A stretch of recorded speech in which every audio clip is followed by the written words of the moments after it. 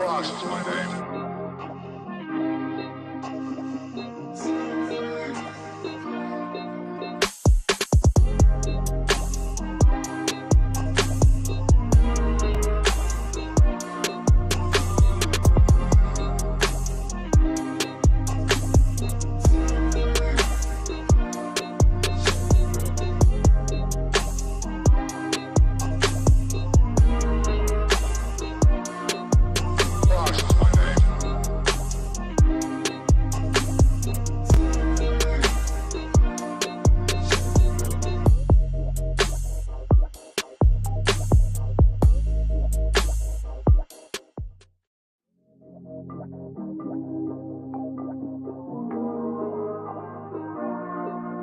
Ross is my name.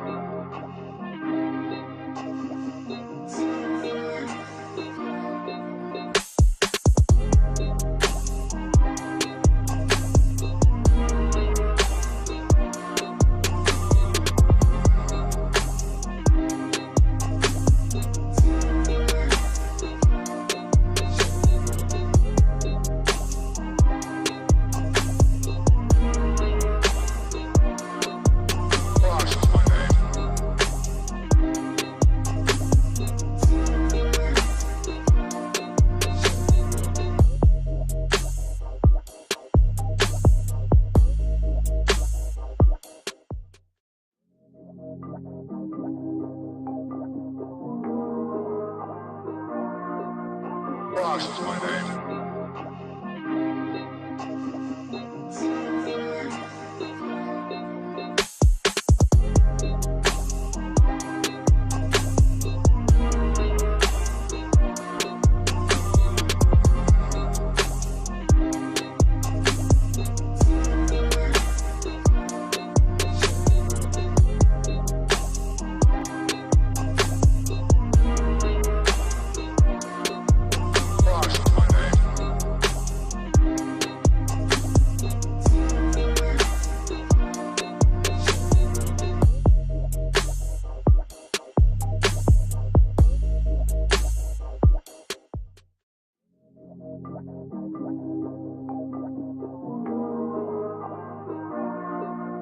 Ross is my name.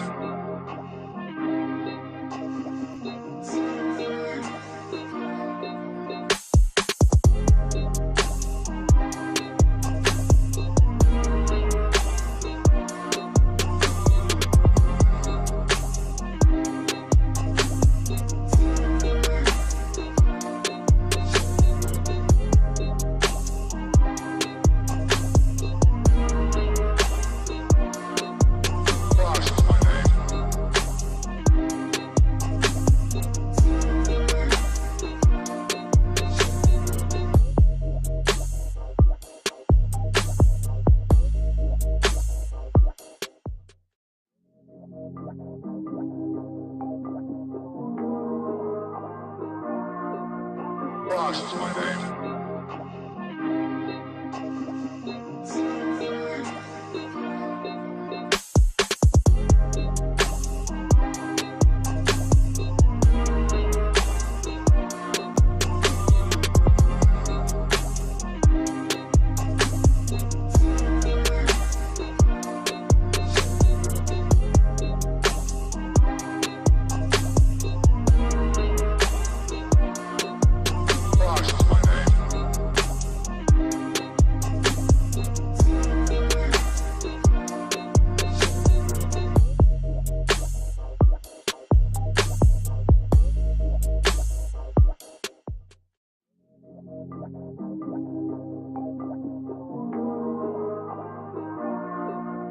Ross is my name.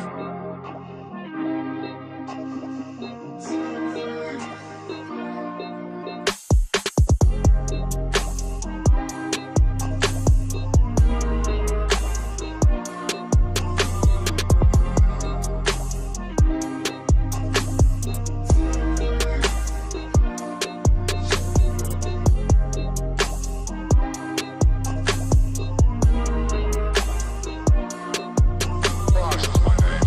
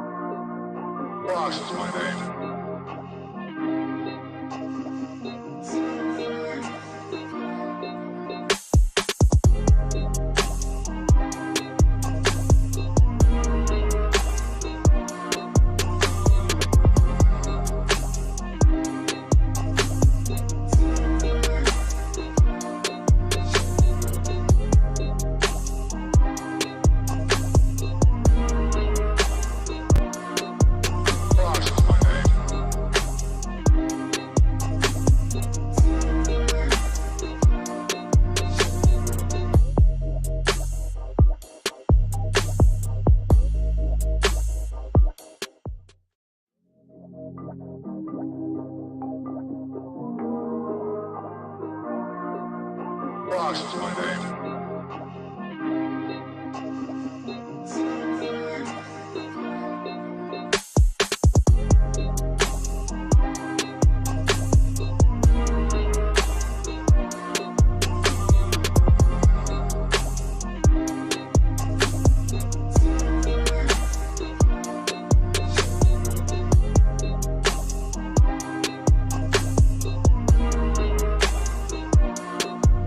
Rocks is my name.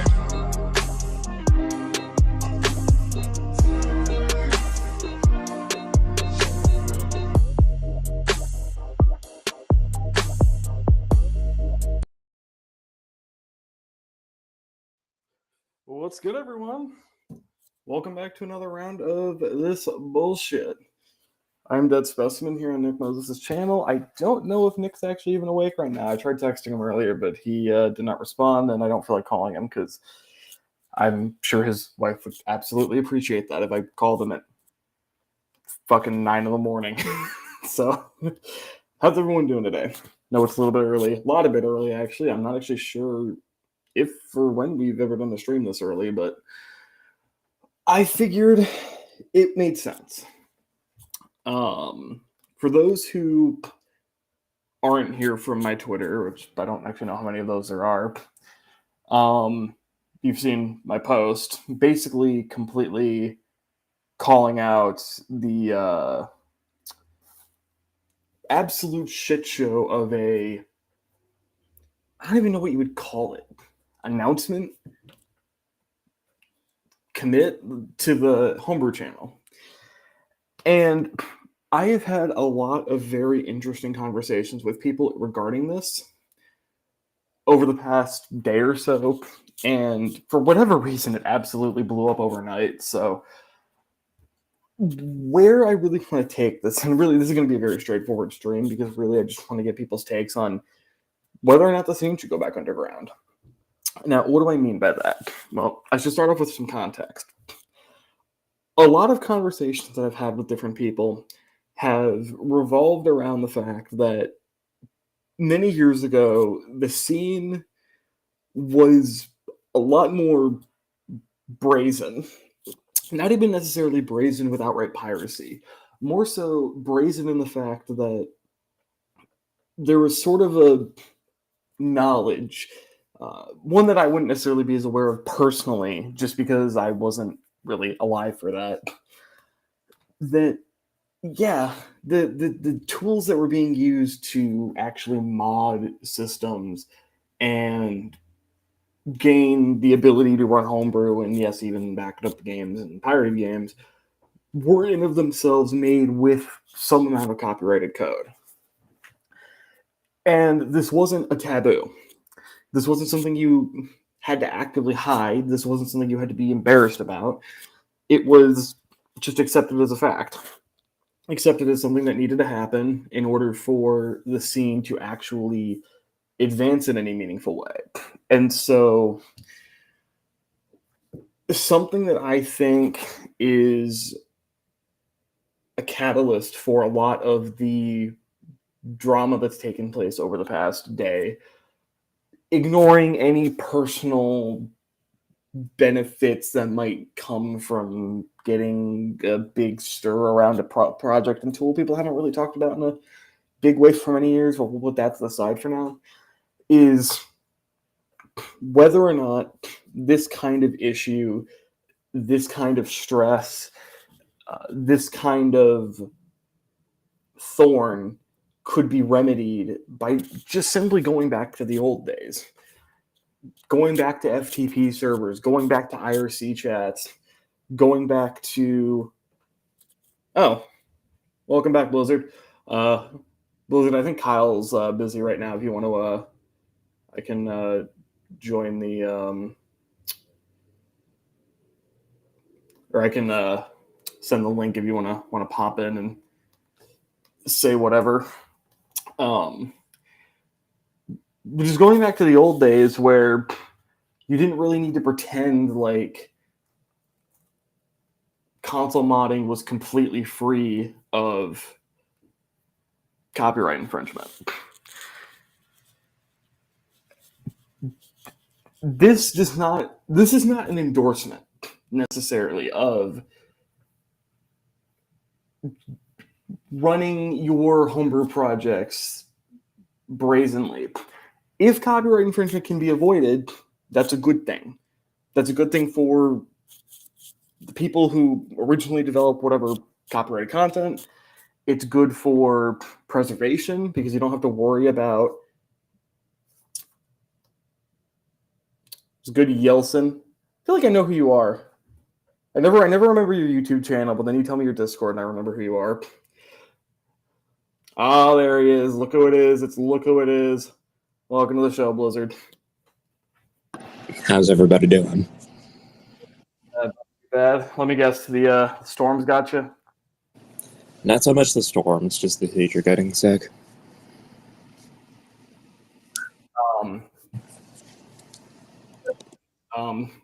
To what you might have missed. Basically, all the drama that's occurred over the past 24 hours could be completely avoided if we took the scene back underground, because then people basically just wouldn't have to give a shit about copyright infringement, which isn't necessarily a good thing, right? Like as I was saying, right?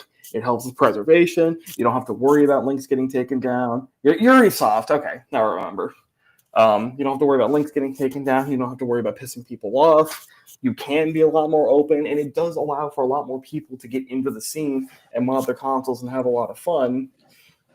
But is the trade-off worth these absolute crash outs? Which, again, as I've said, I feel like there's a bit of a personal reason. Like I feel like there might be a little bit of maybe just personal virtue signaling, maybe a bit of attention seeking going on. I still stand by that being the case, but all right, you know what? Let's be nice. Let's take it at face value that this is an issue about copyright infringement being problematic and causing issues in terms of building software legally. Do we just go back underground? If anything, I feel like that it's a nobody wins situation with this entire thing, where nobody can be happy. There's always going to be people who are defending the charging their iPhone. Yep.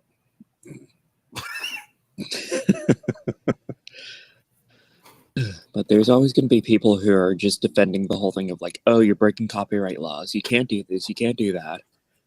Well, but at the same time, there's also going to be so many good fucking homebrew stuff or tools that we can use to help preserve half of the stuff that many companies will not want you to do, that just does not give you access to anymore. Well, and you know, to add on top of that, I mean, there have been some amazing breakthroughs through this sort of open source, open homebrew kind of community. I look at Atmosphere and I look at the Homebrew channel. Well, Homebrew channel wasn't open source, but this more open style of doing homebrew, we have had some amazing tools come out. So it's not necessarily an ineffective way to run a homebrew project, but it essentially involves a lot of lying. And I think that's really where my annoyance comes, is the fact that if we had any reason to believe that the Homebrew channel put in a serious, hardcore effort to block piracy through it, right? Like to the point where someone essentially would have had to steal the Hack Me installer and replace the Homebrew channel with some other completely separately created homebrew loader in order for piracy to work. Then I could understand this. I could understand this whole song and dance because, okay, you clearly put effort in. Like, you tried to protect it. People went out of their way to screw with what you created in order to make something that does something you explicitly asked Dot for. And then you find out that your project itself actually had problems with it. Okay, I can understand that. But they didn't do that. The most that they did, as far as I'm aware, was put some like weird anti-piracy thing in the Homebrew channel that like flipped it upside down if you had some iOS installed. That I don't even know what it did. I think it made like backup like ISO loading easier or something. I never encountered this, but and apparently that was short-lived. And even then, like, okay, I think someone might have patched it out, but even if they didn't, okay, oh no, my homebrew channel's upside down. I need to use it for 7 seconds to pick my app. Like that's such a big Right. deal, you know? So I wouldn't call that a sufficient enough attempt at anti-piracy. And then like you look at Atmosphere. Atmosphere has basically no anti-piracy features built into it. Yeah, it doesn't come with SIG patches, but it sure as hell doesn't prevent you from using them, which yeah, it's open source. If they tried to prevent people from using it, people would just write it out of the code. But at least to a certain extent, Sires could make the case that you had to download a modified version of Atmosphere in order to Or add SIG patches yourself. well, but you do have to add SIG patches yourself, which I know, but I'm just saying that he at least has denial plausibility. I mean, I don't know. I mean, yes, to an extent, but I feel like the fact that he doesn't have an actual active anti-piracy measure kind of doesn't give him a lot of room to talk, you know, No. because it's almost comical to me hearing homebrew devs claim that their software doesn't enable piracy or doesn't enable piracy by itself, which the homebrew channel has claimed and Atmosphere has claimed.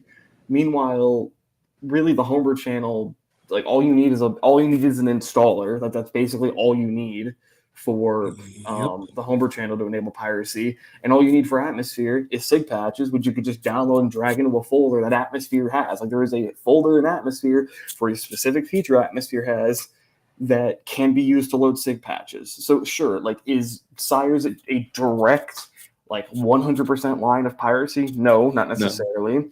But he left the door open.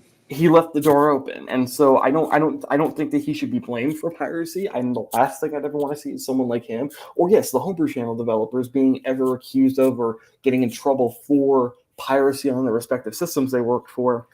But I don't think they have a lot of room to shout from the hilltops that they're the warriors of copyright protection. Right. That's what I was going to say, that even though that they're not a direct cause of it, they still left it either open or just didn't put in enough effort to prevent it. Yeah, you know, and like And I said, go ahead. Sorry. I was just going to say that I'm still under the impression that the only reason why Atmosphere is still up and running as of today is that Cyrus is secretly working with Nintendo, just preventing security on their new system. You know, I don't even necessarily think it's that. I think it's more so the fact that Atmosphere is in of itself made, as far as I'm aware, very clean. And it's not, number one, it's not untrue that, again, in of itself, it allows for piracy, but also the kind of whole concept of you put code on the internet, you're not going to ever be able to get rid of it. And I don't know why they striking down for the logic. I don't know what the point of that was, because like, how is that ever going to work? But with Atmosphere, I think it's the exact same premise that I think the second it got released, it was over. And I also wonder if maybe Nintendo, to an extent, saw the risk with Team Executing, and we're essentially like, we could take Atmosphere down in 5 minutes if we wanted to, but we're not taking Team Executor down without full-on law enforcement involvement. And quite honestly, we'd rather people be using the free thing that you got to fuck with to get piracy enabled on than the thing that you pay a group of crooks with, or at least that's how they would word it. Yeah. All the piracy right built into an easy jig. So I honestly wonder if Team Executor kind of helped Atmosphere in that way. I think that's probably a good assumption of what could also be happening. But again, there's just so many different factors that we don't know what Nintendo will do. We've seen them go after so many different individuals or just small projects not even related to piracy, yet they just use their intellectual properties as something like AMR2 as an example. Well, yeah, suddenly these won't go after piracy-related stuff, like all the Amazon listings of those R4 cartridges, if you want to count those as piracy as well. Well, and I'm looking through my Twitter mentions right now, and something that I keep seeing consistently is people talking about, and this is a topic that people aren't talking about enough, I think, and I'm really happy that I may have started this conversation on too many homebrew developers just being complete asses. about their position. What was the phrasing I just saw? I saw a very specific phrasing, and I want to. A superiority complex. That was what I saw. Yeah, it's a superiority complex about we're the cool developers that got homebrew on this console. Like, we hacked the system. You can't touch us. You can't criticize us. You can't question our morality. We are the arbiters of morality. It's like, bitch, you're not a fucking religion. You're not the Pope, right? You're not the prophet. You're not God. You don't. Good. Like, we're thankful for your work. We're thankful for your work. We're thankful for the fact that you support your work, and we're thankful for the fact that you have this passion that has led us to make these important developments. But there's only so much that you can ride on before you're clearly just trying to cash in on the fame. And that is especially how I view this situation.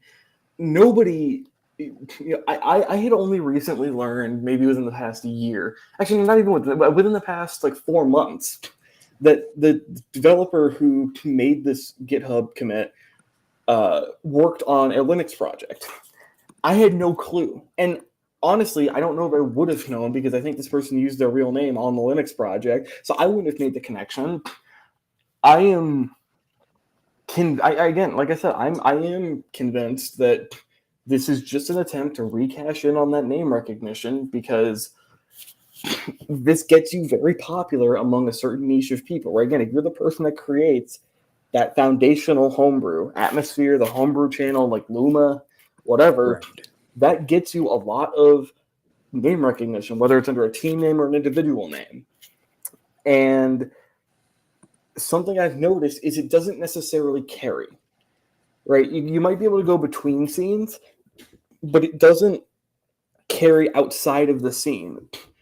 I've had some luck actually bringing up some of the stuff I've done in the scene, namely this podcast. Actually, I've actually brought it up to an employer before, and they actually found it quite interesting and almost a admirable skill, I guess you could say. And I don't know if I qualified as that. I don't know how they would qualify it, but I'm sure that the majority of businesses, it was one of those kind of like laid back sort of tech bro kind of businesses. So I'm sure that for the most part, right, businesses aren't going to particularly care about the work you do in this, basically for the legal implications. And so, and that's just outside of the scene. You do look at within the scene. Yeah, I mean, good example I can think of is Yifan Liu. He's, obviously infamous in the Vita scene, did a lot of good work for the Vita. But he had actually did some work on, I think, the 3DS, and did actually a lot of good work. I think he reverse engineered Gateway, if I remember correctly.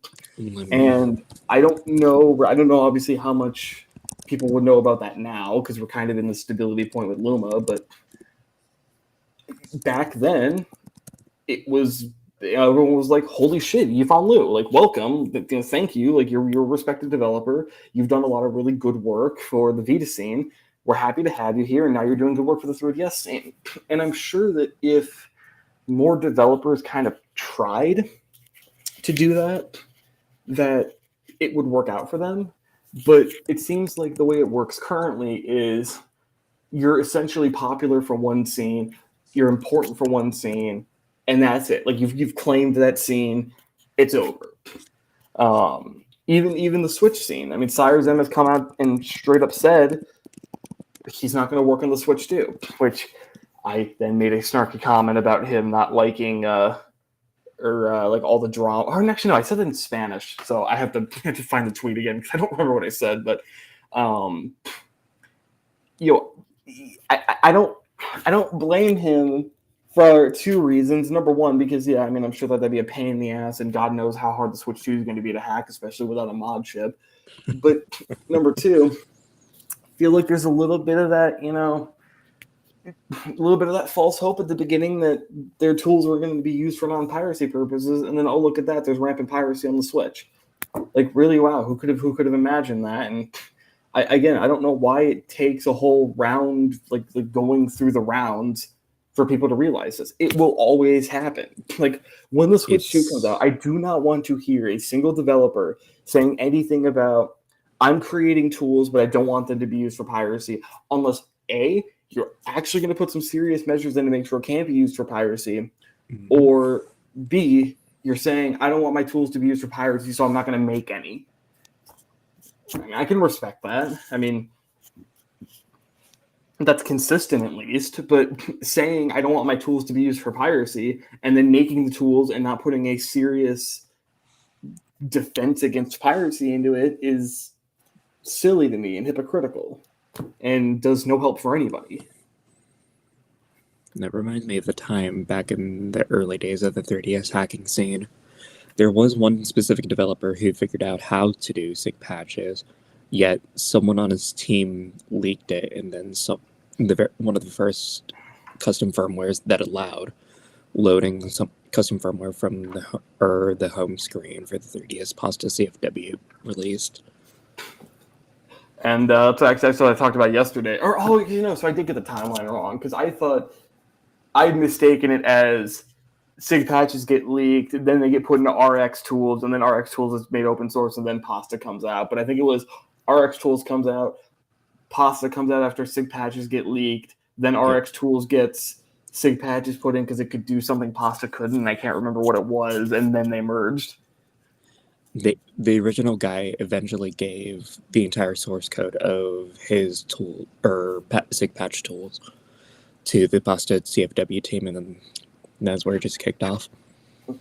I remember, so I had heard something about there being a bunch of drama around that. Did he crash out on GBA 10 or something about that? Yeah, the moment that someone figured out that someone leaked the entire, or at least how to do SIG patches, he freaked the hell out. The RX Tools guy or the RX Tools, given that now his methods were being used or could be used for piracy, given that he wanted to keep it closed sourced.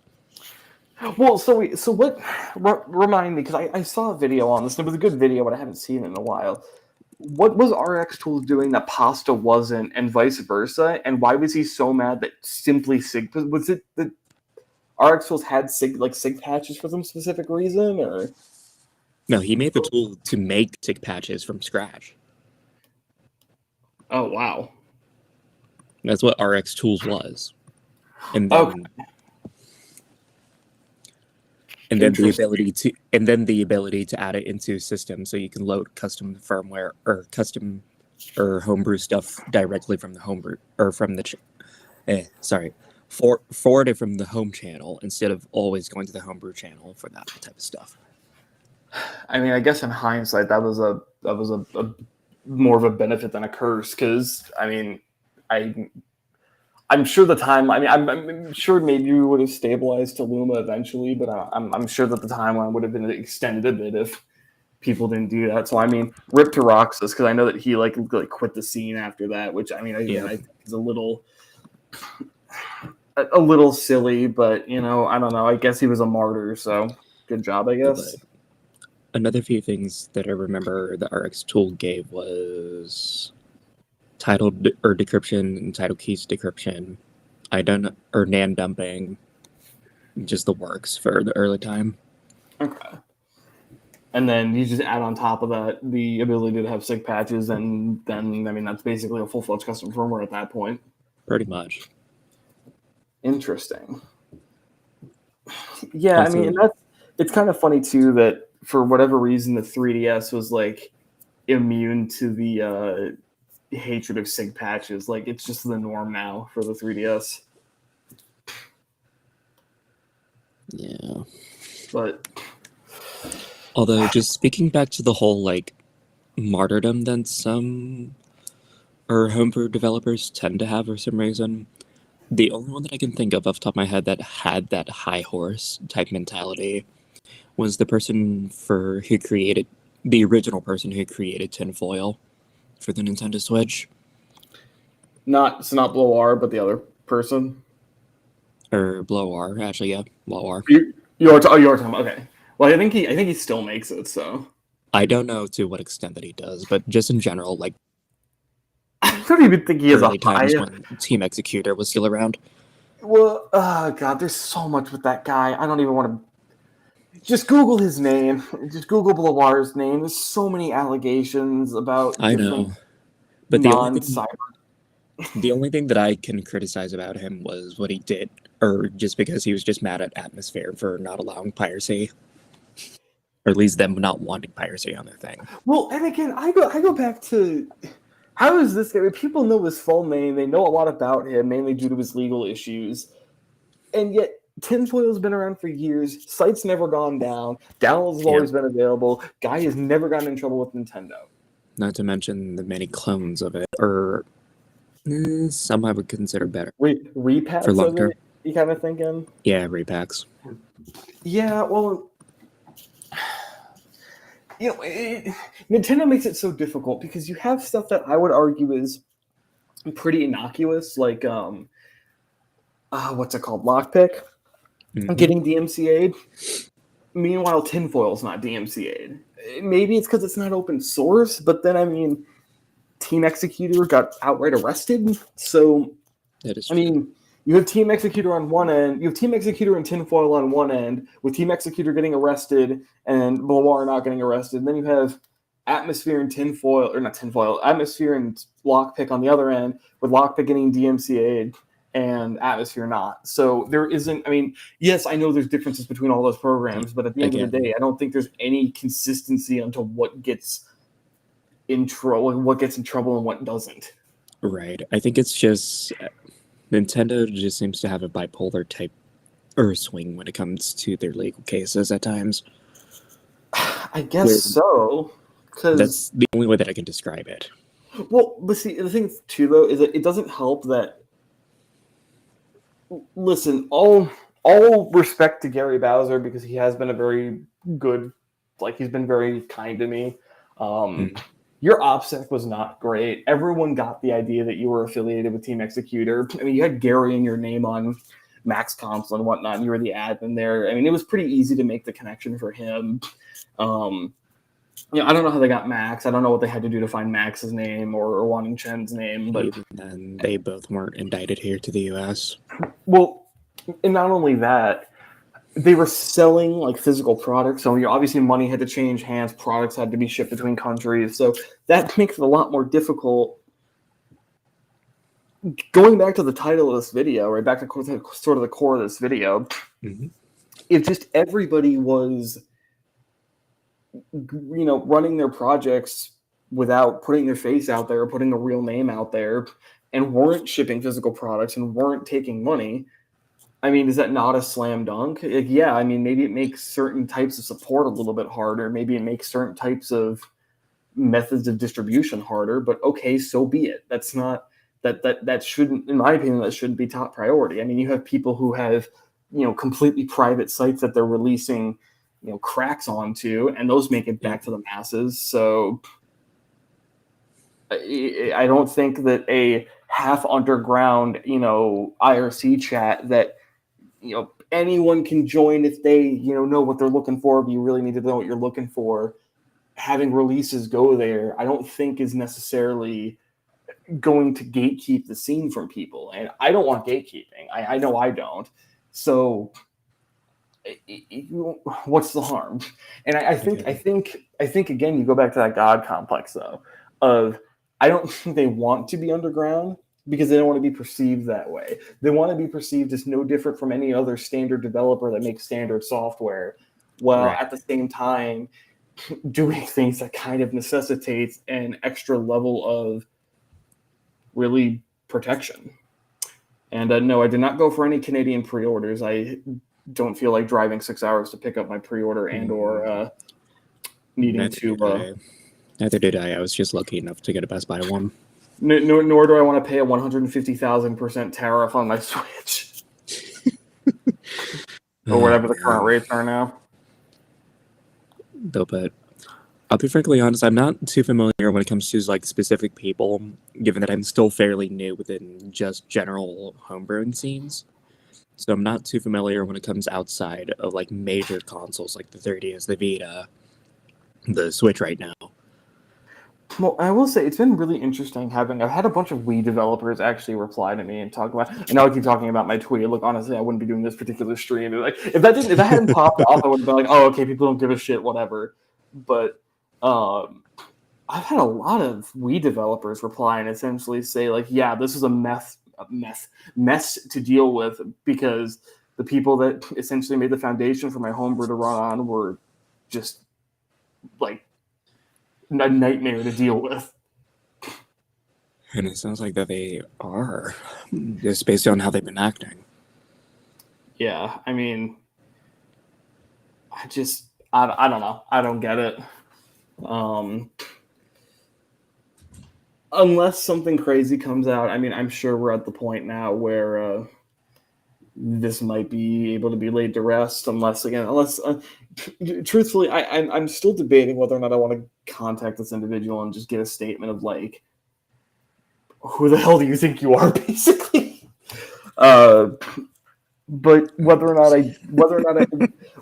do that, whether or not I just wait to see if they say anything publicly about this, because right now the backlash seems pretty damn universal. I've only had one person so far essentially tell me I'm wrong, but everybody else seems to basically either not care or say, what the hell is this guy on about?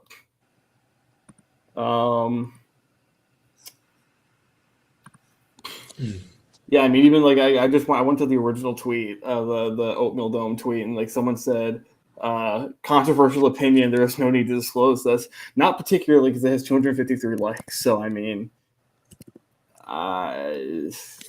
yeah, I don't know.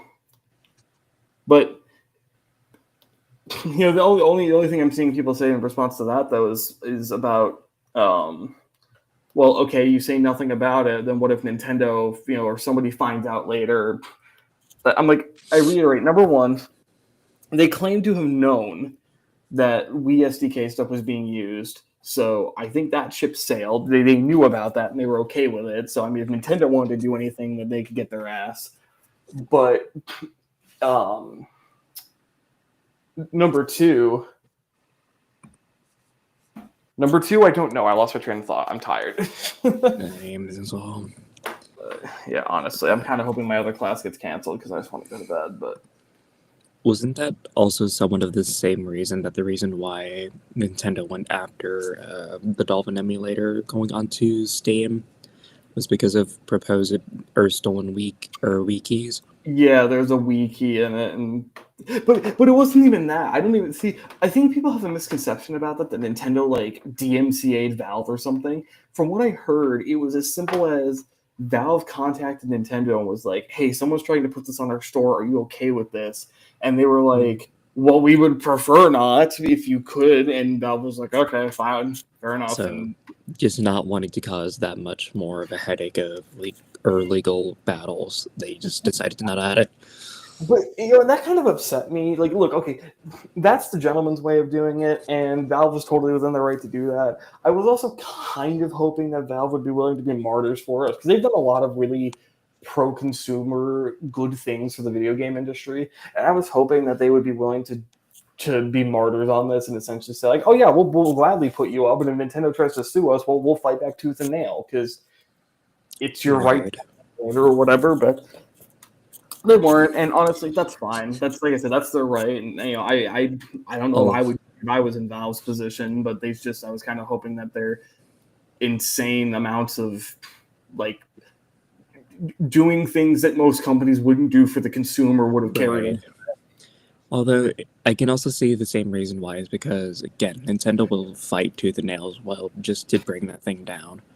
Where they also did take down that one trailer, I believe, that showed the user emulator on the Steam Deck. I don't think they took it down though. I think Valve just didn't. I don't think Valve wanted that in there, and I think the theory I heard, there's no backing to it, but the theory that I heard was that they literally just went to the office because they forgot they had to record the trailer, and they just asked some random guy at Steam Deck, and he happened to have Yuzu on. That could have been also. Because how else does that happen? You would think that the people who it's assuming that there's like a what would you even call it, like a for advertisement Steam Deck, if that exists, that they would make sure to never install anything like that on there. So either A, someone royally fucked up and decided to install Yuzu on the for advertising Steam Deck, or B, they just grabbed a random guy's one and hope he didn't have anything bad on it. And that oddly just kind of reminds me of the Nintendo Switch Portugal, or Nintendo Switch Portugal YouTube channel accidentally leaking the Switch's dev menu, or Yeah. the thing. That's Didn't Nicholas do that? Or no, Nicholas leaked the home menu.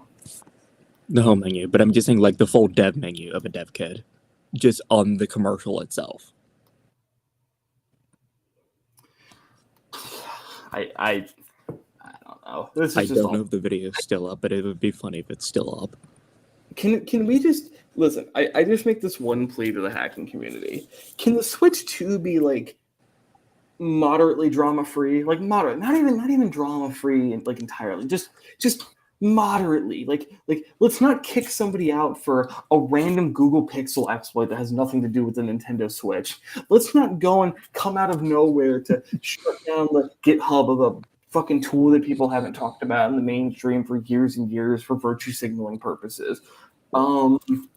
Let's not leak SIG patch information and then insert it into a program that's closed source that the creator didn't wish to not have SIG patches put into it. Like, can we just be nice for once, please? Is that really too much to ask for? Can we just have some random Chinese company come out of nowhere with a mod chip that just works, and then someone makes a payload, like a beta payload for the mod chip that shows you can run code off of it, and then just out of nowhere a custom firmware comes out. Maybe we don't even know who made it, but all we know is that it boots the system up back to the original system, and it hijacks the album again with some kind of homebrew menu, and you just code from there.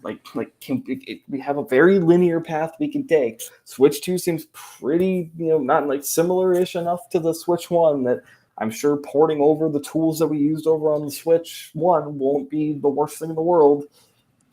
Like, come on, please, just be nice. I'm asking for too much, aren't I? Probably. Probably. But at least the first half of it, of at least getting something out there first for any homebrew to start off at least. I just don't know at this point. I'm not even sick of talking about this. I'm just sick of this being so reoccurring. Right. So either way, I'm gonna go because I kind of need to take a nap. I'm tired and I got class and we're about to get hit by 17 tornadoes. So I'm gonna die. I at least want to be able to have my hair looking good when I go to meet God. So Yeah, you have fun with that. I will. Nice talking with you, Blizzard. Let me just call the Always. chat numbers real quick. Got John 5. Did you know? Mobo. That was awesome to read. Boris Yeltsin. I'm kidding. Some weirdo named Ice Wolf. I mean, Snow Dog. I mean, Blizzard Fox. This jackass. This absolute nerd. This absolute dork. And Surface. All right, y'all. I'm headed out. Have a good night. Day. See ya. It's day. I'm so used to doing these streams at night.